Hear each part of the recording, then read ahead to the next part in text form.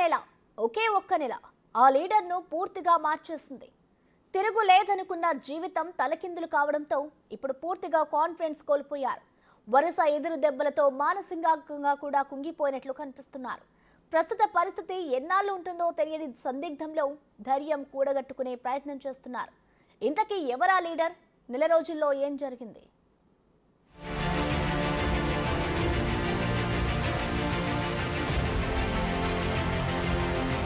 Kalvakuntla Kavitha BRS అధికారంలో ఉన్న రోజుల్లో తెలంగాణలో తిరుగులేని మహిళా నేత.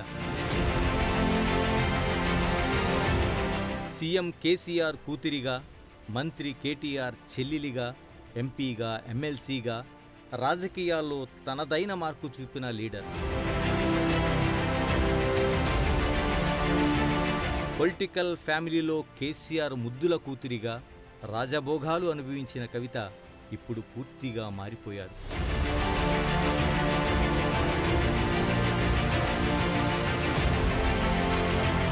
ఒకప్పుడు ఆమె దర్శన భాగ్యం కలిగితే చాలనుకునేవారు బీఆర్ఎస్ నేతలు.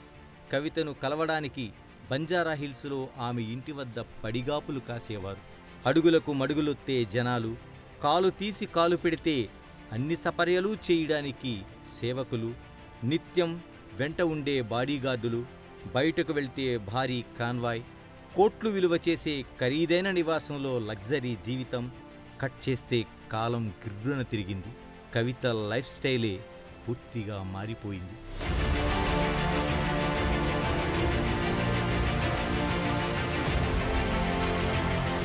మార్చి 15 కవితే కాదు కదా, ఆమె తండ్రి కేసీఆర్ కూడా ఊహించి ఉండరు. ఢిల్లీ లిక్కర్ స్కామ్ కేసులో కవిత అరెస్ట్. కల్వకుంట్ల ఫ్యామిలీకి అసలు సిసలైన పరీక్ష.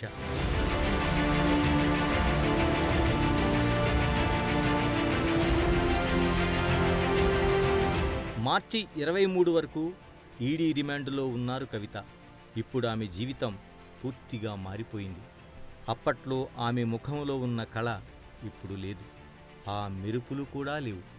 జైలుకు వెళ్లిన వారం రోజుల్లోనే కవిత రూపం పూర్తిగా మారిపోయింది. జైలుకు వెళ్లిన రోజు కవితకు, ఇప్పుడు చూస్తున్న కవితకు అస్సలు సంబంధమే లేదు. కోర్టుకు తీసుకొచ్చిన సందర్భంలో ఆమెను చూసిన ప్రతి ఒక్కరూ ఇదే చర్చించుకుంటున్నారు. పీక్కుపోయిన ముఖం, రంగు వేసుకోక బయటపడిన తెల్ల జుట్టుతో కొత్త కవిత కనిపిస్తున్నారు. ఆమె ముఖంలో అప్పటి కాంతి లేదు. మాటల్లో కాన్ఫిడెన్సూ లేదు.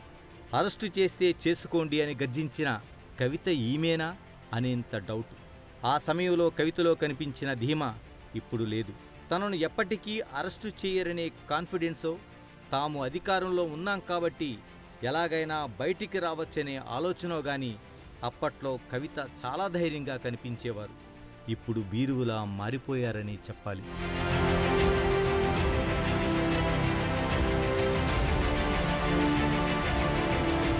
కల్వకుంట్ల ఫ్యామిలీకి దెబ్బ మీద దెబ్బ. కవిత తండ్రి కేసీఆర్ అధికారం కోల్పోయారు. పలుకుబడి తగ్గింది. ప్రాభవం కోల్పోయారు. లిక్కర్ కేసులో కవిత అరెస్ట్ అయ్యారు. అధికారుల్ని అడ్డుకోబోయి కేటీఆర్ అడ్డంగా బుక్కయ్యారు.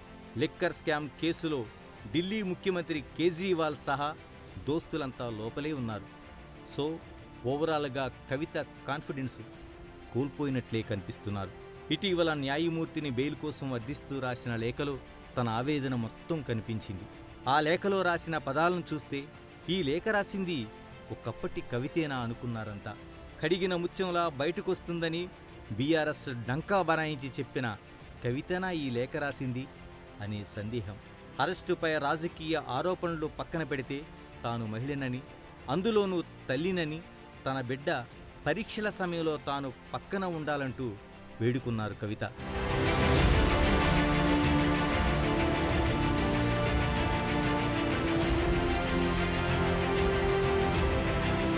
ఢిల్లీ లిక్కర్ కేసులో ఏప్రిల్ 9 వరకు ఈడీ కస్టడీలో ఉన్న కవితను సిబిఐ ఏప్రిల్ 11న అరెస్టు చేయడంతో ఆమె మరింత కంగుతిన్నారు. వరుస దెబ్బలతో ఉక్కిరిబిక్కిరవుతున్నారు. రోజుల వ్యవధిలోనే పూర్తిగా చిన్నాభిన్నమైపోయిన జీవితం, మానసికంగానూ కుంగుబాటు. తీహార్ జైల్లో కటకటాల మధ్య నలిగిపోతున్నారు కవిత. ఇంతకు ముందెన్నడూ అలవాటు లేని జీవితం, జైల్లో పలకరించే మనుషులు లేరు. కరుడుగట్టిన నేరస్తుల మధ్య తీహార్ జైల్లో జీవితం. అప్పుడప్పుడు అనుమతి తీసుకుని వచ్చి కేసు విషయాలు డిస్కస్ చేసే అడ్వకేట్లు, కాసేపు వచ్చే కుటుంబ సభ్యులు, ఇంటి నుంచి తెచ్చిన భోజనం ఒక్కటే కాస్తంత ఉపశమనం. ఇంతటి మానసిక వేదనలో ఎంతటి రుచికరమైన భోజనమైన నాలుకకు రుచించదు కదా. తెలంగాణలో ఉన్న చెంచల్గూడ జైలో, చర్లపల్లి జైలో అయితే పరిస్థితి వేరుగా ఉండేదేమో. ఇక్కడి అధికారులంతా తెలిసిన వాళ్లే కాబట్టి ఏదో ఒక రకంగా ఆమెకు కాస్తంత అదనపు సౌకర్యాలు అందేవేమో.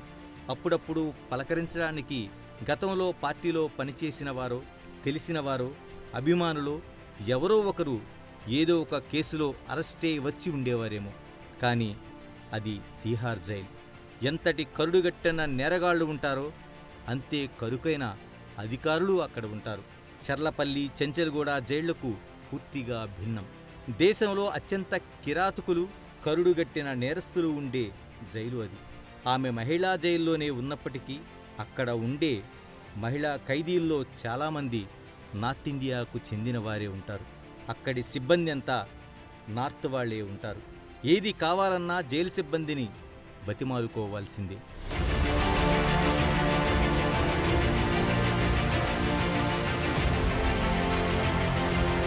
కవిత మానసికంగా స్ట్రాంగ్గా ఉండేందుకు ప్రయత్నిస్తున్నట్లు కనిపిస్తోంది. ఇదే కేసులో అరెస్టైన మనీష్ సిసోడియా ఏడాదిన్నరకు పైగా జైల్లోనే ఉన్నారు. అలాగే ఆమెతో పాటు సీఎం కేజ్రీవాల్ సైతం అరెస్ట్ అయ్యారు. వారికే బెయిల్ రానప్పుడు తనకు బెయిల్ వస్తుందన్న ఆశ కూడా లేదు. ఇలా ఎన్ని రోజులు, ఎన్ని నెలలు జైల్లో ఉండాల్సి వస్తుందో, ఈ నరకం ఇంకా ఎన్నాళ్ళు అనుభవించాల్సి వస్తుందోనని ఆందోళన ఆమె ముఖంలో స్పష్టంగా కనిపిస్తోంది. జైలుకు తీసుకెళ్లిన మొదటి రోజు ఆమె గొంతులో కనిపించిన ధైర్యం చూసి కార్యకర్తలు ఆశ్చర్యపోయారు. లిక్కర్ కేసులో అరెస్టే జైలుకు వెళ్తూ ఇంత ధైర్యంగా ఉందని అనుకున్నారు. కానీ జైలుకు వెళ్లిన నెల రోజులకే ఆమె ముఖం పూర్తిగా మారిపోయింది. అప్పటి కవితలా ఇప్పుడు లేనేలేదు. బాహిర్గతంగా తను ప్రదర్శించే విధానం వేరు, అంతర్గతంగా కనబడేటువంటి మానసిక క్షోభ వేరు. ఒక వ్యక్తి అటువంటి పరిస్థితికి వెళ్ళినప్పుడు ఫస్ట్ మనం చూస్తుంటే మానసిక ఒత్తిడికి లోనై ఆ మానసిక ఒత్తిడి వలన తను చాలా రకాలైనటువంటి ఆలోచనలకి, వ్యతిరేక భావంతో కూడుకునే ఆలోచనలకి ఒక అడ్జస్ట్మెంట్ రియాక్షన్కి ఏర్పడుతుంది.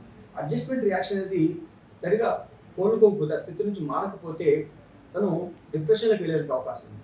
ఆ డిప్రెషన్ అనేది సరైనటువంటి మార్గనిర్దేశం, తనకు ఒక సోర్స్ ఆఫ్ డిఫెన్సెస్ దొరకకపోతే అలాంటప్పుడు తనకు దైనందిన జీవితం కూడా డిస్టర్బ్ అయ్యే అవకాశం ఉంది. వీటి నుంచి కోలుకునే దానికోసం కొందరు ఏం చేస్తారంటే ఫిజికల్ యాక్టివిటీస్ చేస్తారు, కొందరు సోషల్ గ్రూప్తో డిస్కస్ చేయడం చేస్తూ ఉంటారు.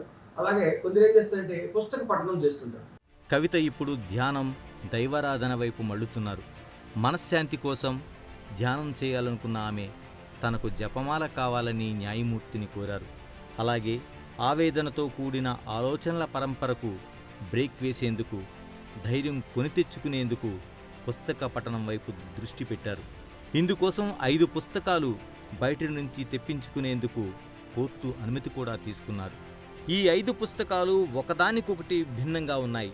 తాను నిత్యం విమర్శించే ప్రధాని నరేంద్ర మోడీపై కాంగ్రెస్ నేత శశి థరూర్ రాసిన పారాడాక్సికల్ ప్రైమ్ మినిస్టర్ అనే పుస్తకం కూడా ఆ లిస్టులో ఉంది. ద్వంద్వ వైఖరితో వ్యవహరిస్తూ ఒకే అంశంపై 2 రకాలుగా మాట్లాడే ప్రధాని అనే అర్థం వచ్చే విధంగా ఉన్న ఈ పుస్తకం అంతా మోడీని విమర్శిస్తూనే ఉంటుంది. అలాంటి పుస్తకం ఇప్పుడు కవిత చదువుతున్నారు. ప్రపంచ కుబేరుడు, టెక్నాలజీ రంగంలో సంచలనమైన టెస్లా అధినేత, నింగిలోకి ప్రైవేట్ రాకెట్ పంపిన ఘనుడు, ట్విట్టర్ లాంటి సంస్థను కొని సంచలన మార్పులు చేసిన ఎలన్ మాస్క్ జీవితానికి సంబంధించిన పుస్తకం కావాలని కోరారు కవిత. ఒక మనిషి కెరీర్లో ఫినాన్షియల్గా ఉన్నత స్థాయికి ఎలా చేరుకోవాలో తెలిపే ఎలన్ మాస్క్ ఆలోచనలతో కూడిన పుస్తకం అది. అలాగే చరిత్రకారుడు రామచంద్ర గుహ రాసిన రెబల్స్ అగెనెస్ట్ రాజ్ అనే పుస్తకం కవిత కోరిన లిస్టులో ఉంది.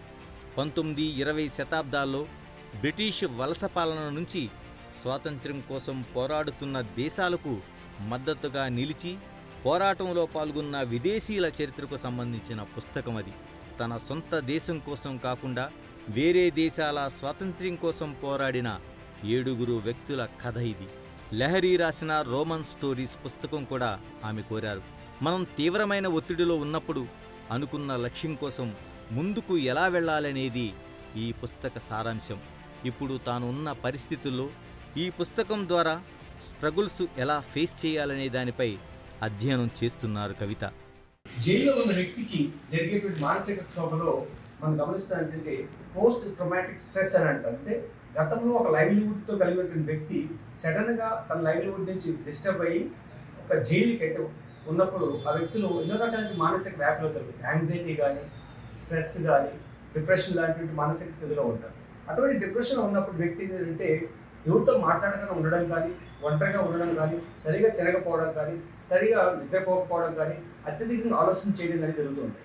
ఇలాగ మనం గమనిస్తే అది ఒక ప్రాథమిక స్థితి. తర్వాత కాలంలో బార్గెనింగ్ అనేది ఏర్పడుతుంది. ఆ స్థితి నుంచి తను ఉన్న వాస్తవాన్ని యాక్సెప్ట్ చేసేటువంటి స్థితికి వస్తాడు. అంటే తను జరుగుతున్నటువంటి ఈ యొక్క బెయిల్ శాంక్షన్లో కానీ జరుగుతున్నటువంటి విషయాల్లో తను కొన్ని రకాల యాక్సెప్టెన్స్ పెంచుకుంటుంది. ఈ యొక్క యాక్సెప్టెన్స్ పరిస్థితుల్లో తనకి ఏమవుతుందంటే కొన్ని రెవల్యూషనరీ బుక్స్ చదవాలని, కొన్ని విషయాలు తెలుసుకొని పబ్లిక్ తెలియపరచాలని, అలాగే బుక్స్ కొనేదానికి పబ్లిక్లో ఒక వ్యూ, అంటే కవిత గారు జైల్లో ఉన్నప్పుడు విద్యాపఠనం చేస్తున్నారు అనేటువంటి పబ్లిక్ వ్యూ రావాలి. సెకండ్ థింగ్ ఏంటంటే తనలో మార్పు కావాలని కోరుకునేటువంటి భావం కలిగి ఉండాలి. మరో పుస్తకంగా అమితావ్ ఘోష్ రచించిన నట్మెక్స్కస్ అనే పుస్తకాన్ని కోరారు కవిత. ఇది పూర్తిగా నాన్ ఫిక్షన్ పుస్తకం. మనం ఉన్న పరిసరాలను ఎలా అర్థం చేసుకోవాలి, సముద్రంలోనో మరో చోట ఒంటరిగా ఉండే ప్రకృతి, దీవులు, వాటి గురించిన అధ్యయనం, ప్రకృతి వైపరీత్యాల నుంచి ఎలా బయటపడాలి అనే సారాంశంపై ఈ పుస్తకం ఉంటుంది. ప్రస్తుతం తనకు అలవాటు లేని జైలు జీవితాన్ని ఎలా స్టడీ చేయాలి, ఇంకొంతకాలం ఇక్కడే ఉండాల్సి వస్తే ఎలా సర్దుకుపోవాలి, జైల్లో వచ్చే ఇబ్బందులను ఎలా ఫేస్ చేయాలి అనే దానికోసం సహకరించేలా ఈ పుస్తకాన్ని కోరారు కవిత. కొన్ని ప్రివిలేజెస్లో పబ్లిక్ వ్యూని అర్థం చేసుకునే విధంగా చేస్తుంటారు. ఆ విషయాలు ఏంటంటే అక్కడికి వ్యక్తులతో కలవడం కానీ, వ్యక్తుల నుంచి కలుస్తున్నప్పుడు కొన్ని ఇన్ఫర్మేషన్స్ని జారవేయడం కానీ, అలాగే అక్కడ ఉన్నటువంటి వ్యక్తుల్లో తన ప్రత్యేకతను పొందేదాని కోసం ప్రయత్నం చేయడం జరుగుతుంది. మొత్తం మీద ఇప్పుడు పూర్తిగా మారిపోయిన కవితను చూస్తున్నాం. జైలు జీవితం ఎంతటి వారినైనా, ఎలాంటి వారినైనా మారుస్తుందంటారు. జైల్లో గడిపే ఒంటరి జీవిత స్వభావాన్ని, ఆలోచనను మార్చేస్తుంది. కరుడుగట్టిన నేరస్తులు సైతం జైలు జీవితం అనుభవించి వచ్చిన తరువాత పూర్తిగా మారిపోయి సాధుజీవుల్లా మారిపోయిన సందర్భాలు అనేకం ఉన్నాయి. ఇన్నాళ్ళు అత్యంత విలాసవంతమైన జీవితాన్ని, అధికారాన్ని అనుభవించిన కల్వకుంట్ల కవిత ఇప్పుడు అధికారం, ఆర్భాటం ఇవేమీ లేకుండా సాధారణ ఖైదీల మాదిరిగా తీహార్ జైల్లో జీవితం గడుపుతున్నారు.